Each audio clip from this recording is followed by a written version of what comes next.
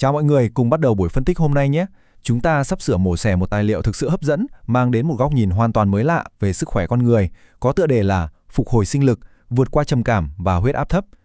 Tài liệu này đưa ra một hệ thống tư duy cực kỳ táo bạo khi kết hợp giữa y lý thông thường và những yếu tố có vẻ như siêu nhiên. Chúng ta sẽ cùng nhau bóc tách từng lớp ý nghĩa để xem nó lý giải mối liên hệ giữa cơ thể vật lý và thế giới tinh thần như thế nào. Nào, cùng đào sâu vào vấn đề này luôn nhé. Ngay lập tức, một nghịch lý đầy bất ngờ được đặt ra. Mọi người thử nghĩ xem, liệu một sự thiếu hụt vô cùng đơn giản về mặt thể chất, cụ thể ở đây là thiếu đường, có thực sự làm cho ai đó trở nên dễ bị tổn thương về mặt tâm linh không? Thường thì trong y khoa, dinh dưỡng và các hiện tượng tâm linh là hai đường thẳng song song đúng không? Nhưng tài liệu này lại nối liền hai thái cực đó. Nó chỉ ra rằng năng lượng chúng ta nạp vào cơ thể thực chất chính là lớp áo giáp bảo vệ con người trước những thế lực vô hình. Việc thiếu hụt những dưỡng chất cơ bản nhất không chỉ làm bạn đuối sức, mà theo quan điểm này, nó còn vô tình mở toang cánh cửa cho những rủi ro lớn hơn rất nhiều. Đi vào phần 1, kết nối sinh lực. Chúng ta sẽ cùng xem cách tài liệu này bắt cầu cực kỳ mượt mà giữa cách thuật ngữ y học tiêu chuẩn với một mô hình sức khỏe toàn diện. Chuyển sang phần 2, thiếu hụt thể chất. Trọng tâm bây giờ sẽ hướng đến việc khám phá những vấn đề vật lý cốt lõi được xác định ngay từ đầu. Hãy bắt đầu từ phần móng của vấn đề.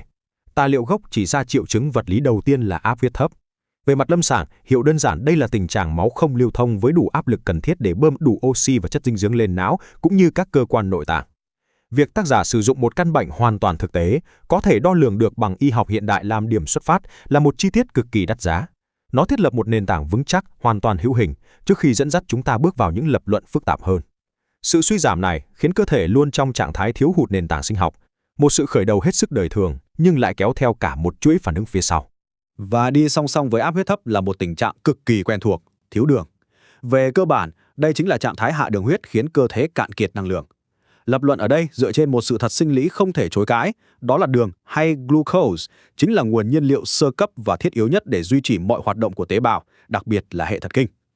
Khi tình trạng thiếu đường xảy ra cùng lúc với huyết áp thấp, cơ thể không chỉ đơn thuần là mệt mỏi chút đỉnh đâu, mà thực sự rơi vào một cuộc khủng hoảng năng lượng toàn diện. Điểm mấu chốt là mọi lý lẽ đều được neo giữ rất chặt chẽ vào những thực tế vật lý hoàn toàn có thể đo đếm được. Sang phần 3, liên kết trầm cảm. Giờ là lúc quan sát cách sự cạn kiệt thể chất từng bước chuyển hóa thành một gánh nặng khổng lồ về mặt tinh thần. Vậy, làm thế nào mà sự suy kiệt thể chất lại biến thành gánh nặng tâm lý? Tài liệu này không nhìn nhận trầm cảm như một căn bệnh tâm lý độc lập hay chỉ đơn thuần phát sinh từ những cú sốc cảm xúc bên ngoài đâu.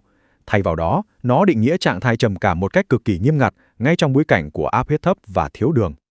Mọi người thử hình dung, khi não bộ liên tục bị bỏ đói, vừa thiếu oxy do máu bơm yếu, vừa thiếu nhiên liệu do hạ đường huyết, thì chức năng tinh thần tự nhiên sẽ suy sụp, đúng chứ? Sự mệt mỏi sinh lý kéo dài này bào mòn hoàn toàn ý chí và biểu hiện ra ngoài thành các triệu chứng trầm cảm.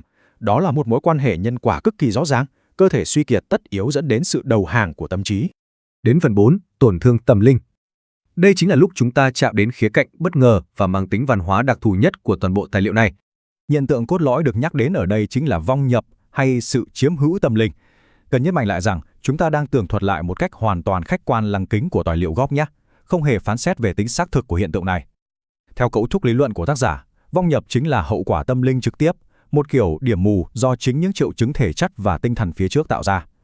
Khi nền tảng thể lực sụp đổ và tâm trí bị bao phủ bởi lớp sương mù của sự trầm cảm, hệ thống phòng ngự vô hình của chúng ta bị phá vỡ. Tài liệu cho rằng chính sự đứt gãy của hàng rào sinh lý và tâm lý này đã tạo ra một khoảng trống không được bảo vệ, khiến con người trở nên yếu ớt và dễ bị tác động từ thế giới tâm linh. Để mình hệ thống lại chuỗi trượt dốc này cho mọi người dễ hình dung nhé. Bước 1. Mức độ thể chất. Khởi đầu bằng huyết áp thấp và thiếu đường, những suy yếu hữu hình và đo lường được. Bước 2.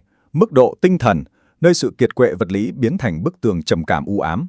Và cuối cùng, bước 3. Mức độ tâm linh, đỉnh điểm của sự suy ngược, chính là rủi ro vòng nhập.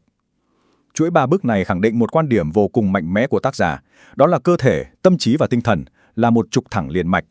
Hóa ra, sự bảo vệ ở tầng cao nhất và trừu tượng nhất lại phụ thuộc hoàn toàn vào những nền tảng vật chất cơ bản nhất.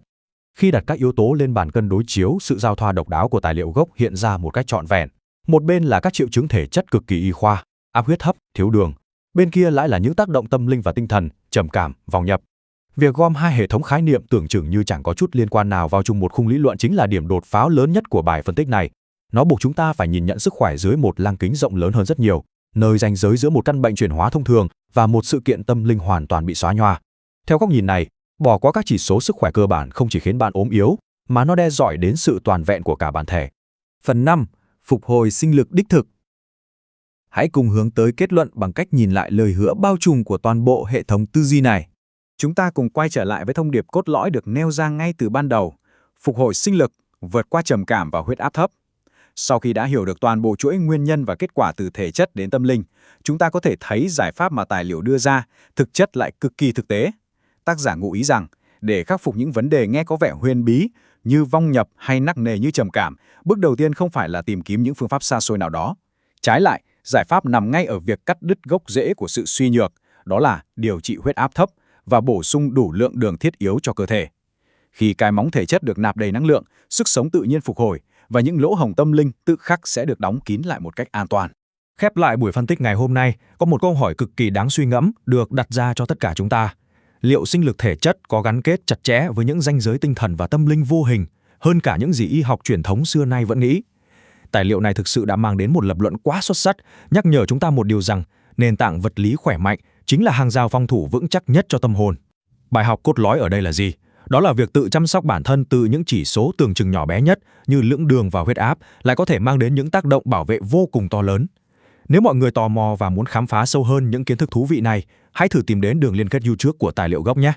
Cảm ơn mọi người đã đồng hành cùng buổi phân tích để lui cuốn hôm nay.